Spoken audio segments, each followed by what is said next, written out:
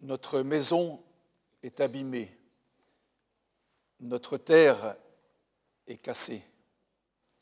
Et face à ce défi, face aux défis écologiques qui sont devant nous, le fait d'être croyant ou non croyant importe peu.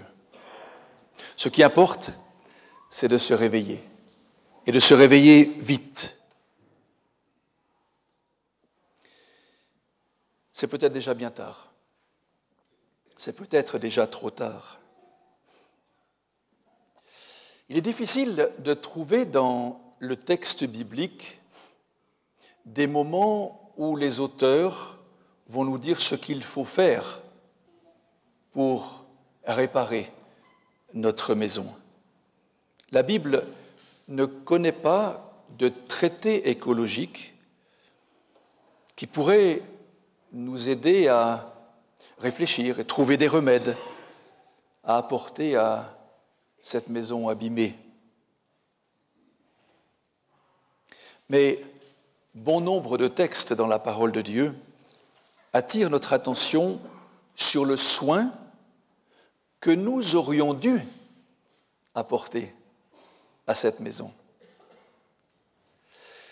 Mes propos, pendant les quelques minutes qui nous sont impartis ce matin, s'articuleront autour de 3 domaines. Le premier, l'anthropologie, c'est-à-dire l'humain. L'humain en tant que créature. Le deuxième, à l'extrémité, l'eschatologie, ce gros mot théologique qui ne dit rien d'autre que le moment où le Seigneur reviendra et installera une cité nouvelle. Et puis, le troisième moment, les locataires de la maison terre. Qui sont-ils ? Tout d'abord, l'anthropologie, comme son nom l'indique, étudie l'homme, l'humain, qui a été créé en Éden. L'eschatologie, deuxièmement, étudie cette phase finale de l'histoire de cet humain. Et nous vivons très souvent en tension entre le début et la fin, sans savoir trop que faire dans le présent. Premier volet, la création, l'humain au début de l'histoire qui nous est rapportée dans le livre de la Genèse. Un récit fort intéressant, mais personne ne peut le contrôler. Personne n'était là lorsque la chose est apparue, lorsque l'être humain est apparu. L'homme, le mâle, ne peut même pas dire « j'ai vu quand tu as créé la femme ». Dieu a pris soin d'endormir l'homme pour ne pas qu'il ait la prétention de dire « je sais comment tu as été fait ». Alors ce récit de la Genèse, selon les propos de notre regretté ami et professeur Jean Flory, ce récit de la Genèse n'est pas là pour nous renseigner, mais pour nous enseigner, pour nous dire des choses qui nous permettront de réfléchir et non pas pour nous faire un rapport d'un événement scientifiquement attestable. Ce récit nous dit que les animaux sont aussi formés de la terre, et vous pouvez le contrôler dans vos Bibles quand vous le souhaiterez. Chapitre 2 de la Genèse, verset 19. Ils sont issus de la terre, comme l'homme et la femme. Les deux, l'homme et l'animal, sont appelés dans le premier chapitre de la Genèse et dans le deuxième chapitre des êtres vivants, des âmes vivantes. L'homme et l'animal sont des êtres vivants. La proximité de l'un par rapport à l'autre est une réalité originelle, mais non ontologique. Ce mot ontologique s'intéresse à la signification du mot « être ». Qu'est-ce que l'animal ? Qu'est-ce que l'humain ? Et vous savez que l'auteur du livre de l'Ecclésiaste a eu du mal à répondre à une question qu'il pose dans le chapitre 3, à partir du verset 19, lorsqu'il réfléchit à la mort. Et il dit finalement, le souffle de l'animal à la mort, est-ce qu'il descend? Et le souffle de l'humain à la mort, est-ce qu'il monte?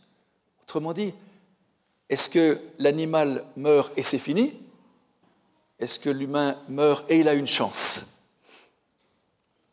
d'être plus tard ressuscité? Et il va gérer ça fort bien dans le chapitre 12, au verset 9 ou au verset 7, ça dépend de la versification de vos Bibles. Il dira, à la mort, le corps retourne à la poussière et l'esprit retourne à Dieu qui l'a donné. Et je rajoute, en attendant la résurrection. Mais il ne parle plus de l'animal. Donc, ontologiquement, l'animal est différent de l'humain. Et ce qui fait sa différence principale et première, c'est le chapitre 1 et le verset 26. L'homme et la femme sont créés à l'image et à la ressemblance de Dieu. C'est-à-dire, ils sont en lien avec ce Dieu, ils sont les représentants de ce Dieu, image de Dieu. À sa ressemblance, cela signifie d'abord qu'ils sont différents. Ils ne sont pas des dieux, ils sont bien des humains. Le théologien protestant allemand, Jürgen Moltmann, fait une synthèse intéressante lorsqu'il explique la place de l'homme dans l'univers. Il écrit, du point de vue théologique, nous parlons d'abord de l'homme comme créature dans la communauté des créatures. Et avant de comprendre cette créature comme imago Dei, image de Dieu, nous la comprenons comme imago mundi, image du monde, comme un microcosme dans lequel se retrouvent toutes les créatures actuelles et qui ne peut exister et se comprendre que dans la communauté avec les autres créatures. L'homme ne peut se comprendre qu'au sein de la communauté avec les autres créatures. Nous ne sommes pas seuls dans l'univers.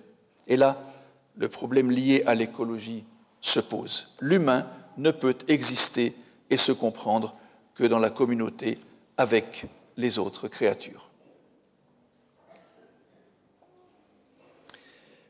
L'humain apparaît en dernier lieu dans le texte qui nous rapporte cette création. Je cite à nouveau le professeur Moltmann lorsqu'il dit « Il est la dernière créature ». Il est la dernière créature. Et en cela, la créature suprême. Mais dit-il, ce n'est pas lui qui est la couronne de la création, c'est le sabbat, par lequel Dieu couronne la création, qu'il considère comme très bonne. Mais comme dernière créature, l'homme dépend également de toutes les autres créatures. Sans elles, son existence ne serait pas possible. Dans la mesure où elles sont orientées vers lui, il est dépendant d'elles. Moltmann a lâché le mot « sabbat ». Nous n'aurons pas le temps d'aborder cette question qui pourtant fait partie aussi de la réflexion écologique. Vous savez que dans le texte de la Genèse, au chapitre 2, dans les 3 premiers versets, lorsqu'il est question du sabbat, le mot sabbat ne figure pas. C'est le verbe sabbatiser qui est présent. Dieu a sabbatisé au 7e jour de la création. Et lorsqu'on étudie le texte, on se rend compte que, bien à ce moment-là, Dieu change de registre de création. Pendant 6 jours, il fabrique des êtres, des choses, des animaux, des êtres vivants. Et puis, un temps après, dans cette 7e phase de la création, son travail est d'arrêter de travailler et de dire « ce temps est béni », c'est-à-dire qu'il est en dehors de tout le reste du temps qui précède. Ce temps est sanctifié c'est-à-dire qu'il est mis à part de tous les autres temps de la semaine. Je ne crois pas que Dieu avait besoin de se reposer, parce que si Dieu est fatigué, je ne crois plus tellement dans ce Dieu. J'ai besoin d'un Dieu qui n'est jamais fatigué. Je ne crois pas non plus qu'Adam et Ève avaient besoin de se reposer. De quel labeur. Et la notion de repos, elle est très présente dans nos esprits par rapport au sabbat après la chute. Mais avant, le sabbat a une toute autre signification. Et donc Dieu entre en communion avec ses enfants fraîchement nés dans un lieu et un temps de contact, de dialogue avec eux. Il leur présente cette création magnifique et merveilleuse. Les humains sont donc dépendants, dit Moltmann, des autres créatures, lesquelles sont orientées vers lui. À l'homme donc d'en prendre soin. Il devient donc capital de prendre un soin tout particulier de ces autres créatures si les humains veulent survivre. Lorsque vous relisez les 2 premiers chapitres de la Genèse, premier chapitre au verset 27, il est dit que l'homme a pour charge de dominer, d'assujettir, de commander. Alors c'est vrai que pour nous, ce sont des verbes un peu forts. Lorsqu'on assujettit, c'est qu'on est le maître absolu. Lorsqu'on domine, c'est qu'on est un dominateur. Tant dans l'hébreu du texte que dans la traduction de la Septante grecque, ces verbes sont modulés et expriment clairement une dimension de soin à apporter à cette création nouvellement établie par Dieu. Cette domination, mes amis, cette domination, cet assujettissement, ce commandement exclut tout droit d'extermination. Dieu demande à l'humain, homme et femme, de prendre soin sans détruire et sans exterminer. Dieu protège la vie de ses créatures et il donne accès aux animaux et aux humains à un moyen de se reproduire. Aussi bien les animaux que les humains sont appelés à peupler ce jardin, cette maison. Et l'humain partage ainsi avec l'animal ce parc naturel. Les humains ont aussi pour mission, vous pouvez relire le texte de Genèse 1, 28, ils ont aussi pour mission d'assujettir non seulement les animaux, mais la terre, c'est-à-dire de se rendre maîtres de la terre, non pas parce que la terre leur échappe, mais parce qu'ils ont comme projet divin d'entretenir cette terre.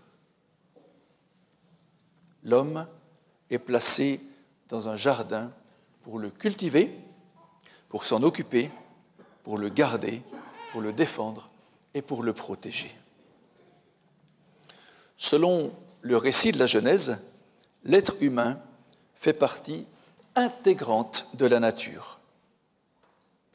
L'homme a des capacités morales qui lui permettent de s'interroger sur le sens de sa vie, de décider de ce sens de cette vie, voire même de décider de mettre fin à sa vie. Il a la capacité d'élever, d'éduquer des êtres vivants, des animaux, de les aimer, de les soigner, de les chérir, de les abattre et de les manger. Il a cette capacité.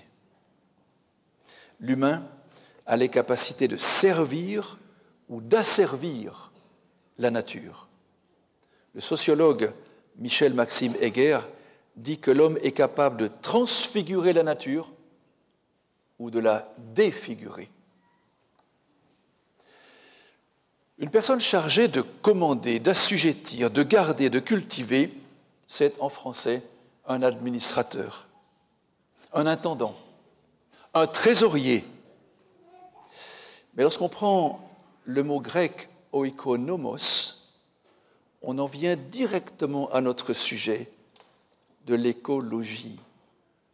Vous avez reconnu dans ce mot oikonomos, oikos, éco, la maison, le lieu de vie, mon lieu d'habitation. Et la partie finale, nomos, le verbe nemo, qui est diriger, s'occuper d'eux, garder, protéger. Un économe est un protecteur du lieu d'habitation dans lequel il vit, mais duquel il n'est pas propriétaire. C'est dans cette même racine que nous trouvons aussi le mot œcuménisme, c'est-à-dire savoir vivre, apprendre à vivre bien avec ceux qui nous entourent sur la surface de la terre, dans notre maison terre. Faire de l'œcuménisme, ce n'est pas perdre son identité religieuse, sous prétexte que j'apprends comment l'autre pense et croit. Faire de l'œcuménisme est donc une action noble, car elle me permet de mieux saisir ce que d'autres pensent et quelles sont les options des autres sur le plan de l'entretien de cette maison, qu'elle soit religieuse, qu'elle soit politique ou qu'elle soit physique. J'ai lâché le mot oikos, la maison. L'écologie, deux mots de nouveau, logos à la fin, l'étude, la science, l'étude de la maison. Autrement dit, je fais le bilan de cette maison. Comment est-elle? Où a-t-elle été abîmée? Pourquoi et par qui? Comment la réparer, cette maison? Si nous n'avons pas de texte biblique nous disant ce qu'il convient de faire pour lutter contre la fracture de notre maison, eh bien nous en avons au moins qui nous disent ce que nous aurions dû faire pour ne pas en arriver là. Être de bons économes, être de bons gestionnaires, être de bons trésoriers. Deuxième phase, l'eschatologie. Je vous ai dit que nous vivons dans cette tension assez délicate entre le début de la création et puis la fin de notre parcours sur Terre. Nous vivons dans une tension permanente, celle d'un présent, d'un maintenant qui se situe entre ces deux extrêmes, entre un avant et un après, entre ce que l'on appelle volontiers un déjà et un pas encore. Mais il est inutile de vouloir imaginer ce que cela pouvait vouloir dire que d'entretenir le jardin d'Éden, que de dominer sur les animaux. Nous ne sommes plus dans ce jardin. Si vous vous rappelez, le texte nous dit « il est fermé ». On n'y a plus accès.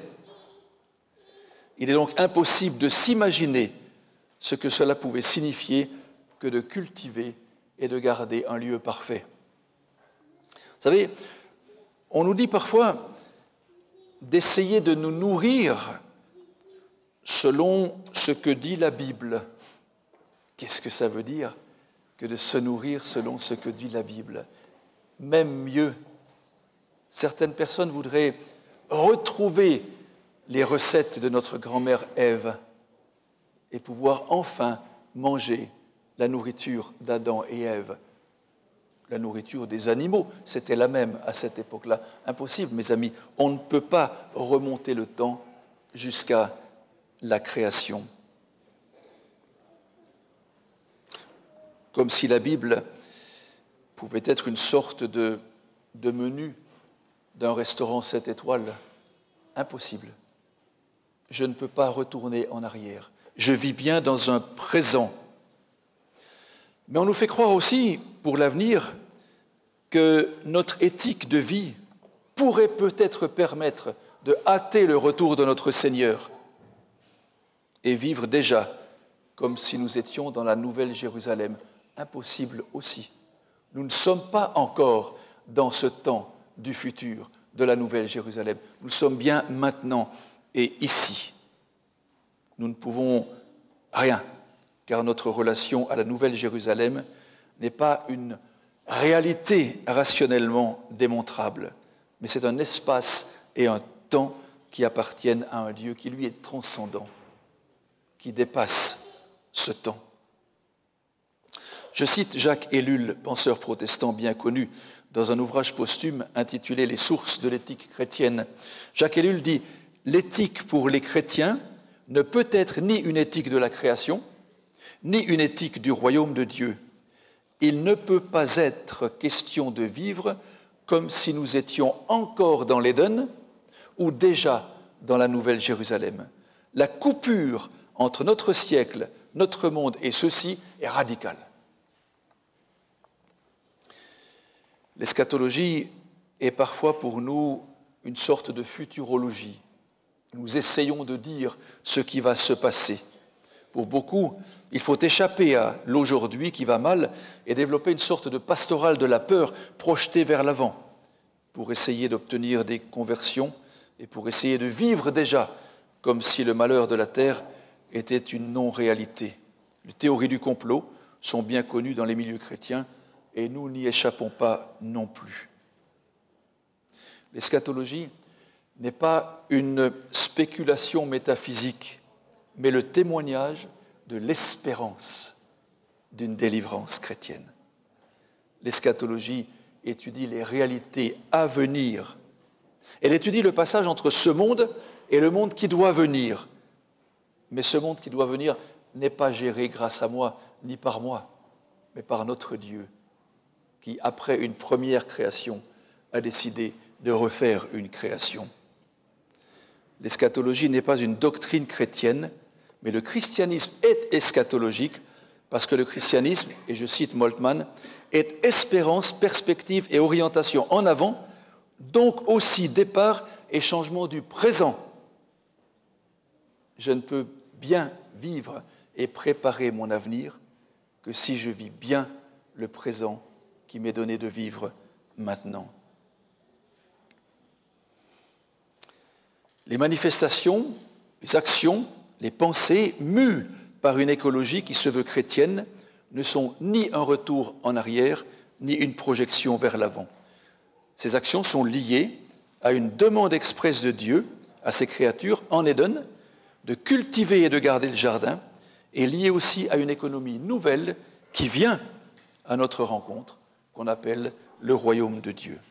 Alors, cela devrait nous inciter non à protéger la terre en vue d'un futur meilleur, mais comme expression de la gratitude pour la création et pour cette restauration à venir. Vivre une écologie chrétienne, ce n'est pas faire référence à un passé qui serait une sorte de création qui nous est inconnue, ni faire référence à un avenir que nous ne connaissons pas plus, mais c'est un engagement dans le présent, dans le maintenant.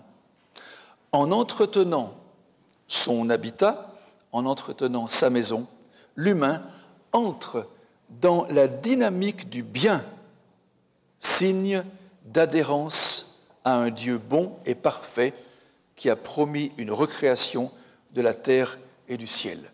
J'ai lâché le mot adhérence. C'est une autre traduction possible pour le mot foi. Et là, nous retrouvons notre colloque. Foi et écologie. Adhérence et gestion de notre maison. Le mot foi est un très ancien mot que l'on retrouve dans l'Ancien Testament. C'est issu de la racine du verbe aman, qui signifie tenir fermement contre soi, ne pas lâcher, être vrai. Et de ce verbe, par dérivé, est arrivé le amen, qui n'est pas une expression simplement qui signale que c'est la fin d'une longue et parfois trop longue prière. C'est l'expression d'une vérité absolue. Dieu, dans le livre d'Ésaïe, au chapitre 65, est appelé le Dieu de l'Amen. Jésus, dans Apocalypse 3, 14, est appelé Amen, témoin fidèle et véritable. Amen va finir dans ses expressions néo-testamentaires par dire la foi. Amen, c'est la foi. La foi, c'est adhérer à celui qui est vrai et ne pas lâcher prise de celui qui est vrai. La foi est donc l'expression de la stabilité d'un Dieu vrai Et l'oikos, ma demeure, est le lieu de vie des enfants de ce Dieu de vérité.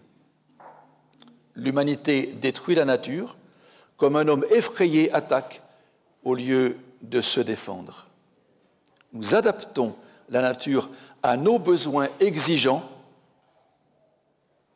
au lieu de nous adapter à la nature, comme d'ailleurs le font les animaux. Il y a donc une éthique écologique. S'il y a, je cite Éric Fuchs, éthicien de Genève, s'il y a une éthique écologique, c'est justement parce que l'homme a cette capacité de transformer son environnement naturel, et le respect de la nature suppose une liberté capable de savoir ce que signifie le respect. Je relis.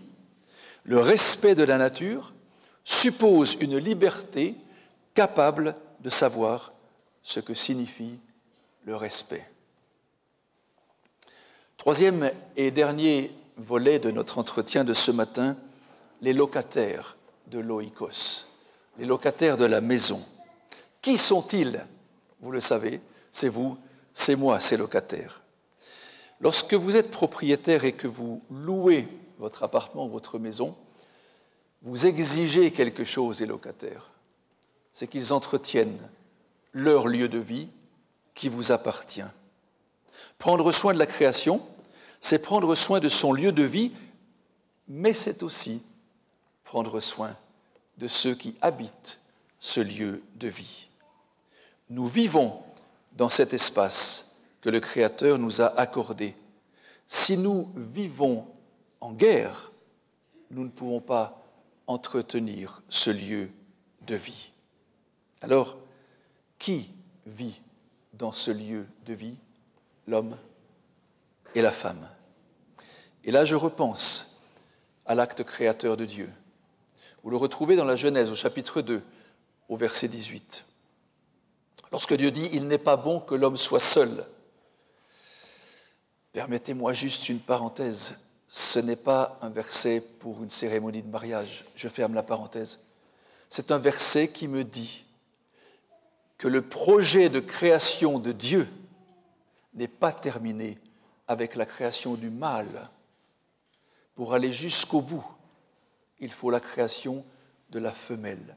Mâle et femelle pour l'homme et la femme sont les mêmes termes que pour les animaux.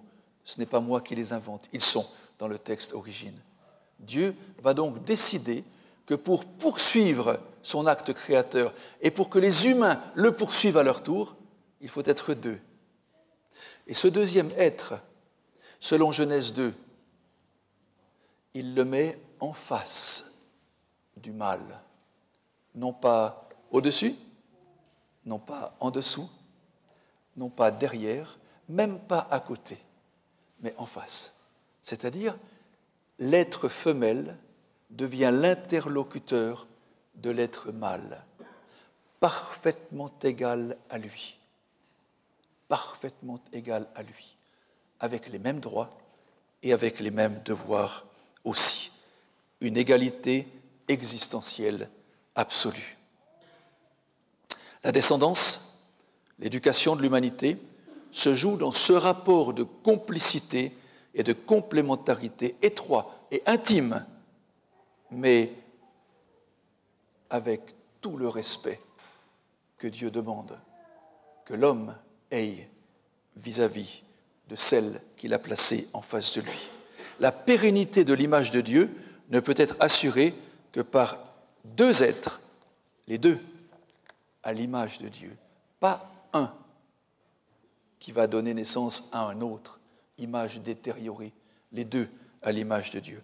La notion chronologique, la femme créée en deuxième lieu, n'entre pas dans le calcul de l'importance, mais bien dans le concept divin qui veut que les deux s'attachent l'un à l'autre et assurent ainsi la représentation de Dieu et la gestion des biens qui leur est confiée.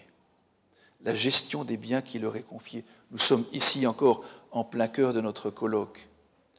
Après la tentation, Dieu respecte le choix de l'homme tout en lui proposant une sortie possible. Rappelez-vous, Genèse 3. lorsque Adam se cache derrière son buisson, tout nu qu'il est, le pauvre Adam. Dieu descend et il pose une question. Il aurait pu ne pas poser de question, puisqu'il avait dit dans Genèse 2,17, « Tu mourras de mort ». Mais là, il est encore vivant. Dieu descend et lui dit, « Où es-tu » Un espoir. Une lueur d'espoir. Où es-tu ? Les contraintes, les douleurs, les difficultés sont les prémices de la mort. Et Dieu ne trompe personne, il y aura la mort. Et dans ce contexte de mort, Dieu dit à la femme, « Tu donneras néanmoins la vie. Ça sera plus difficile qu'avant. Tu vas souffrir, mais tu donneras la vie. Et lorsque tu t'approcheras de ton mari, il dominera sur toi. » Ah, je vois venir ici les dominateurs qui se frottent les mains. Enfin un texte pour nous. Vous savez, ce mot dominer ici, le verbe machal, n'est pas le même que la domination sur les animaux. C'est une domination seigneuriale qui dit, tu t'approcheras de lui et il prendra soin de toi. Il te protégera. Il te gouvernera dans le sens noble du terme. Il ne deviendra pas ton prédateur. Il ne sera pas celui duquel tu devras craindre les expressions de force et de violence. Il sera pour toujours ton protecteur. La conséquence du péché, mes amis, c'est bien la mort de l'homme et de la femme, et non la domination de l'homme sur la femme. C'est autre chose. Lorsqu'un être est en situation de détresse, il convient de le rassurer et non de l'enfoncer dans sa détresse en lui présentant son prédateur. Seul un être incapable de se maîtriser peut déclarer être le dominateur de sa femme. Le déploiement de force, là où il faudrait déployer de l'amour, n'est jamais la preuve d'une très grande sagesse, mais plutôt celle de la monstruosité. Or, cela ne fait pas partie du plan de Dieu, même après la chute, et surtout après la chute. Rappelez du texte, Éphésiens chapitre 5. À l'homme, Paul dit, « Tu aimeras ta femme comme Christ a aimé l'Église. » Ah, ça serait bien que le texte s'arrête là. Mais Paul va plus loin. Il dit, « Rappelle-toi que pour sauver l'Église, le Christ est mort pour elle. Est-ce que tu es prêt à aimer ta femme jusqu'à mourir pour elle et pour qu'elle vive ?» C'est un défi qui est lancé pour les habitants de cette oikos, de cette maison. Nous pouvons réparer la maison qu'à partir du moment où les locataires ne sont pas en guerre, mais où ils se font face dans un respect absolu parce qu'ils sont égaux, parfaitement égaux. En conclusion, les hommes vivent avec les femmes, des enfants, des personnes âgées, au sein de cette humanité. Il y a des bien portants, il y a des mal portants, il y a des gens en pleine forme, il y a d'autres qui sont fatigués. Dans cet habitat, cette oikos, se côtoient toutes les cultures, toutes les ethnies, toutes les religions et toutes les sans-religions. Personne dans cet habitat n'est supérieur à l'autre. Personne non plus n'est inférieur à l'autre. L'entretien de notre maison n'a pas été assuré pendant bien longtemps. Il est donc temps de se demander comment faire pour bien faire. Mais nous pourrions ajouter à ce comment qui doit faire. Les autres, parce que nous, chrétiens, nous savons très bien que tout sera détruit bientôt et que le Christ va revenir. Sont-ce les autres qui doivent faire le travail que le croyant aurait dû faire depuis bien longtemps? Alors que nous, chrétiens, nous avons laissé les autres réfléchir à des solutions pour savoir comment sauver la planète, alors que nous avons largement participé à sa destruction. Certes, Dieu a la solution. Certes, il va créer de nouveaux cieux, une nouvelle terre. Certes, il va ressusciter les morts. Il va faire en sorte que l'éphémère devienne éternel. Mais ce n'est pas une raison pour ne pas entretenir notre bâtiment. Imaginez un instant que vous vous disiez « Mon corps, il est mortel. Dès que je nais, je commence à mourir. Donc, à quoi bon entretenir mon corps ?» Ce serait absurde. C'est le même raisonnement que nous devrions avoir avec notre planète. Notre corps est mortel, il est malade, je le soigne, je l'entretiens, je le lave, je le nettoie. Ma planète, ma terre, mon habitat est malade. Pourquoi je le laisserai devenir encore plus malade que cela? Nous ne sommes plus en Éden, nous ne sommes pas encore dans la Nouvelle Jérusalem, nous sommes bien sur la terre que nous avons abîmée.